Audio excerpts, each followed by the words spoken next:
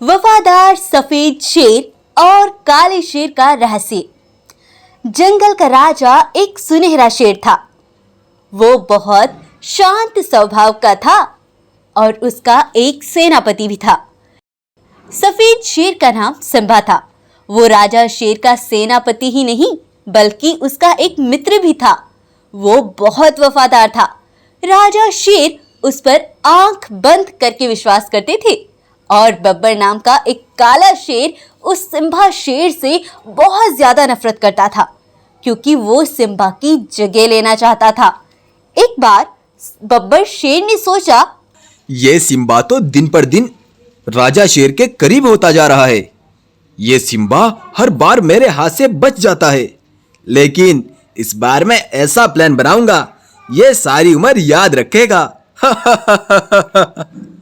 फिर अगले दिन बब्बर शेर राजा सुनहरे शेर के बेटे को अगवा करके अपने साथ ले आता है।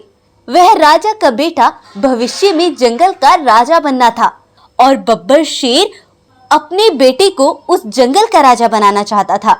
इसलिए उसने राजा शेर के बेटे को अगवा कर लिया और वो बब्बर शेर उस पर वार करने ही वाला था कि तभी वहां सफेद सिम्बा शेर आ पहुंचा और फिर बब्बर और सिम्बा शेर में झगड़ा होने लगा।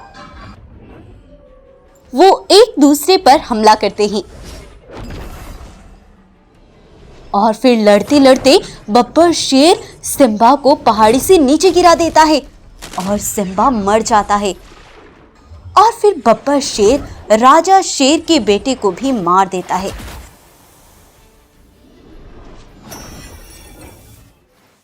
तभी वहां कुछ जानवर राजा शेर के साथ उनके बेटे को ढूंढने के लिए आते हैं। राजा अपने बेटे को मरा हुआ देखकर फूट फूट कर रोने लगता है और कहते हैं, अब मैं किसके भरोसे जिंदा रहूं बेटा? तुम मुझे अकेला छोड़कर क्यों चले गए? क्यों बेटा? और फिर बब्बर शेर भी मगरमच्छ के आंसू निकालने लगता है और राजा शेर से कहता है, महाराज मुझे क्षमा कर दीजिए। मैं आपके बेटे राजकुमार को नहीं बचा सका, लेकिन मैंने उस गद्दार सिम्बा को जान से मार दिया। उसने ही ये सब किया है महाराज। बब्बर राजा को सिम्बा की झूठी कहानी बताने लगता है। महाराज सिम्बा की तरफ से बहुत क्रोधित हो जाते हैं। अब वो सिम्बा का नाम तक नहीं सुनना चाहते थे। ऐसे ही कुछ दिन बीत गए। राजा शेर बहुत उदास रहता था।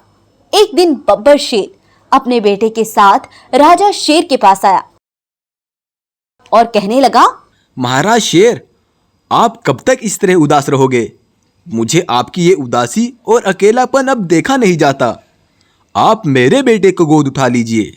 और फिर राजा उसकी बात को स्वीकार कर लेता है और उस बब्बर शेर के बेटे को गोद ले लेता है। बब्बर शेर बड़ा खुश था क्योंकि सब कुछ उसके प्लान के मुताबिक हो रहा था। अब बहुत साल बीत जाते हैं। बब्बर का बेटा श्यामू बड़ा हो गया था और एक दिन वो अपने पिता से कहता है, पिताजी मैं थक गया हूँ इस बूढ़े शेर का नकली बेटा बनने का ढोंग करते करते। ये मुझे कब जंगल का राजा घोषित करेगा? अरे हाँ, मैं राजा शेर से बात करूंगा और तुम्हारा राज्याभिषेक कराऊंगा और फिर हम उस राजा को भी खत्म कर देंगे।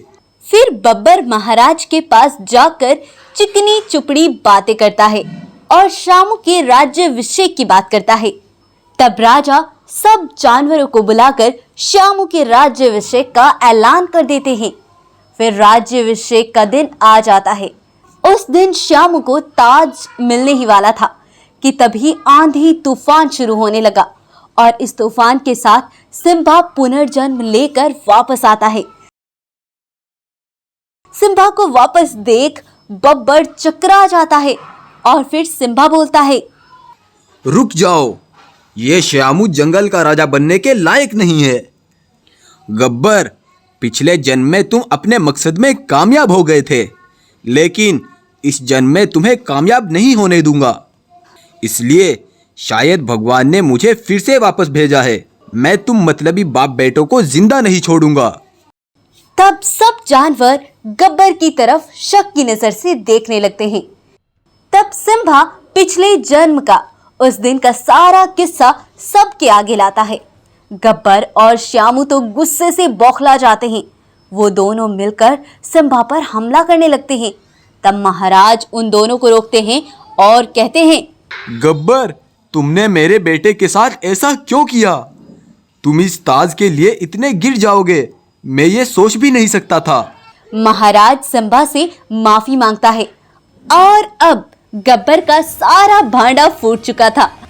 तब श्यामू सिम्बा को मारने जाता है, पर तभी सिम्बा उसे और बब्बर को जान से मार देता है।